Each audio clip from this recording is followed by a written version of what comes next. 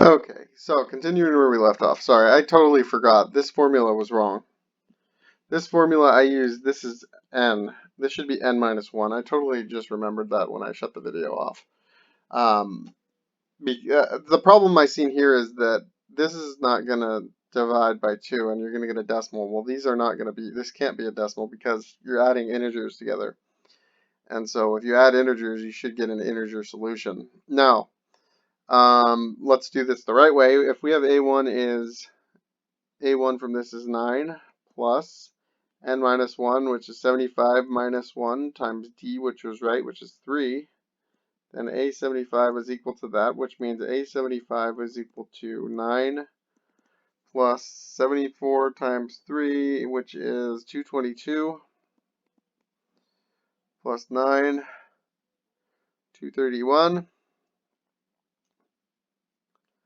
So now we have, this is not right. So S75 is going to equal 75, 9 plus 231 over 2, which is, now this one will work, 240 times 75 divided by 2, which is 9,000. So your answer here should be 9,000.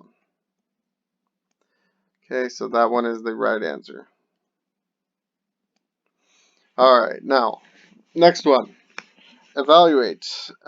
This one was obviously arithmetic on the left, because we added 3 each time. This one we are going to divide by -2, so the ratio here is -1/2. A1 is equal to 2. This is infinite, so we have A1, so we have 2 over 1 minus -1/2, which is 2 over 1 plus 1/2, which is 2 over 3/2, which is 4 and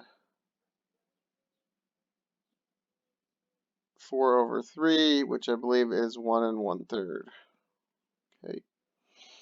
Alright, so just 2 over 1 divided by 3/2 is 2 over 1 times 2 over 3, which is 4/3, which is how I got that.